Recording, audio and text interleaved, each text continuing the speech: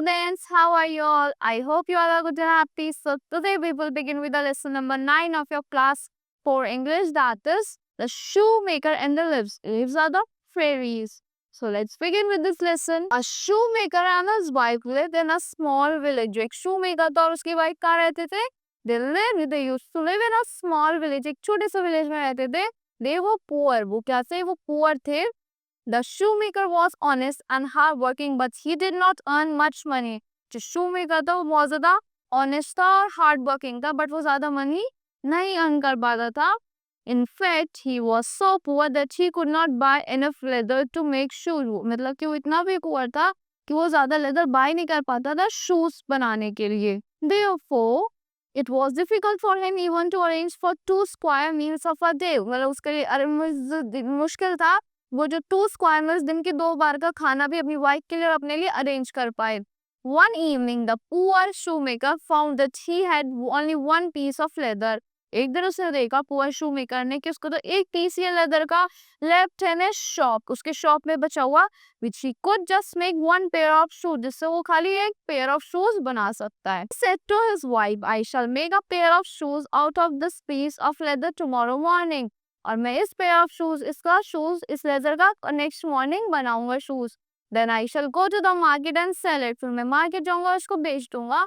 Only then I can buy leather from another pair of shoes. तभी मैं leather buy कर पाऊंगा another pair of shoes के लिए.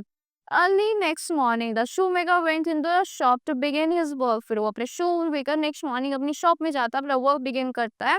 He wanted to make the shoe as soon as possible so that he could go to the market and sell it. वो चाहता था कि वो जल्दी से जल्दी उससे शू बनाए और उसे सेल कर दे मार्केट में. Only then he could buy some more leather for another pair of shoes. जब ही another pair of shoes के लिए leather खरीद पाएगा. But he did not find his last piece of leather. But उसे क्या नहीं मिला? उसे अपनी last piece of leather तो मिला ही नहीं. He searched for it here and there, but there was no sign of it. वो इधर उधर सर्च कर रहा था पर उसे नहीं मिला. He was sad thinking that someone might have stolen even his last piece of leather. वो sad हो गया, वो सोचने लगा कि उसका last piece of leather भी किसी ने चुरा लिया. He was sitting sadly when suddenly his eyes fell on a pair of fine leather shoes. जब वो बैठा था उसकी eyes कहाँ जाती है? Pair of fine leather shoes पे जाती हैं.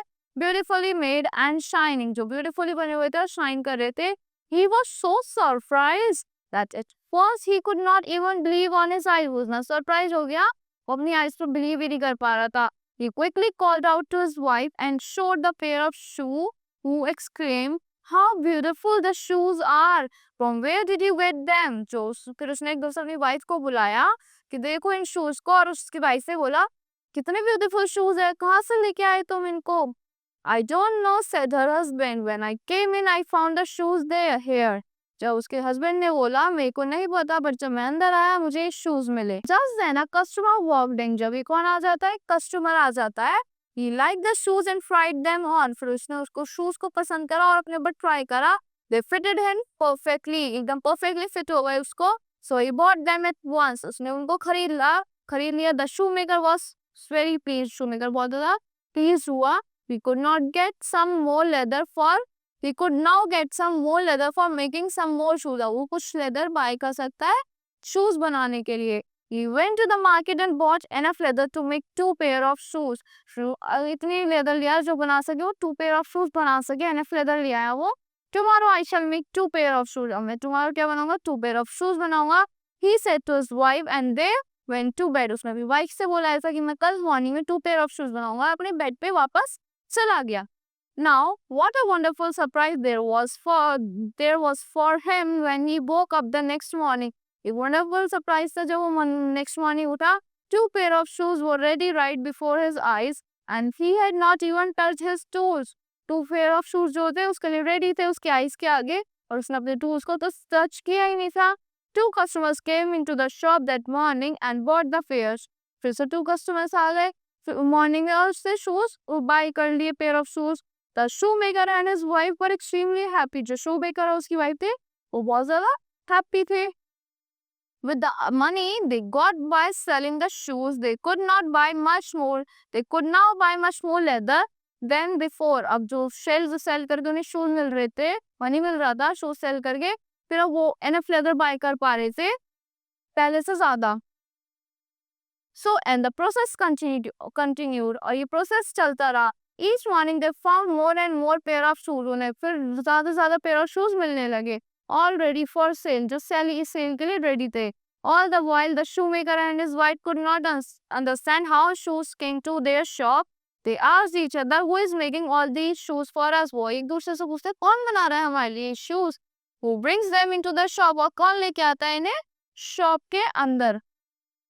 One day, the shoemaker wife said to him, let us keep awake tonight and find out how the shoes get here. फिर उन्होंने एक दोनों ने डिसाइड किया, उसके वाइफ ने बोला आज रात हम सोते नहीं और देखते कि कौन लाता है हमारे लिए shoes. The shoemaker liked the idea. shoemaker को आइडिया पसंद आया। So at night after their dinner, the shoemaker and his wife had themselves behind a cupboard in a corner of the shop. उन्होंने अपने corner of the shop में cupboard के पीछे अपने आप को हाइड कर दिया। They had left a small lamp burning in the room. एक small lamp चलता हुआ छोड़ गए रूम में। They waited for a long time but nothing happened. उन्होंने बहुत टाइम के लिए वेट करा बट कुछ नहीं हुआ। Then suddenly as the clock struck 12, जैसे एकदम 12 बजते हैं, they saw two men came in. वो देखते हैं कि दो आदमी अंदर आते हैं। They were elves. वो कौन थे? Elves थे। Elves are the fairies. They worked all night and by dawn, वो पूरी रात वर्क करते हैं। They had used up all the leathers and made a row of bright new shoes on the table. उन्होंने सारी leather को use कर लिया, ब्राइट न्यू शूज बना दिए, टेबल पे रख दिए। So the shoemaker and his wife were thrilled with that. They saw how kind-hearted creatures they are. उन्होंने shoemaker और उसकी वाइफ थ्रिल हो गए और बहुत देखते हैं कि कितने kind-hearted creatures हैं वो। They exclaimed, so how can we ever repay them for their kindness? हम इनको कैसे repay कर पाएंगे इनकी kindness के लिए? Said the honest shoemaker.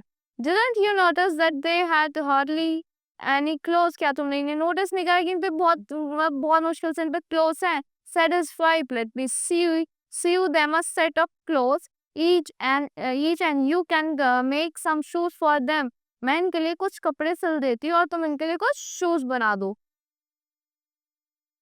So the shoemaker and his wife worked hard the whole day and stitched 2 new sets of clothes and shoes for little elves who had helped them. जिन्होंने उनकी help करी थी, उनके elves के लिए उन्होंने पूरे दिन वर्क हार्ड करके क्लोथ पे स्टिच कर दिए, शूज भी बना दिए।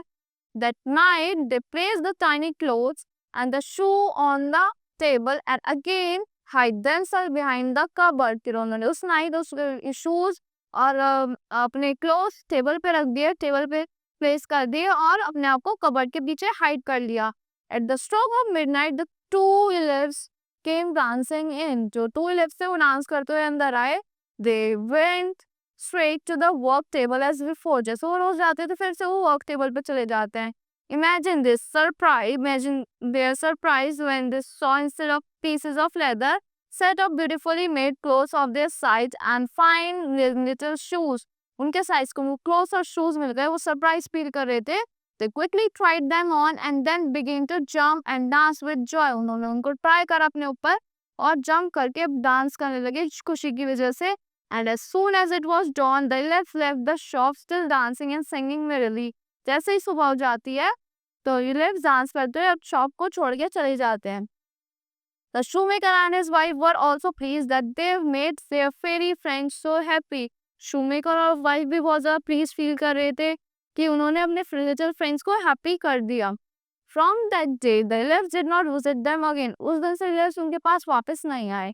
But the shoemaker and his wife never had trouble about money anymore. फिर से shoemaker और उसकी वाइफ को कभी ट्रबल फील नहीं हुआ मनी के लिए. They always had plenty of leather to make many pairs of shoes daily. इतनी लेदर होती थी कि वो काफी अच्छे शूज बना लेते थे डेली.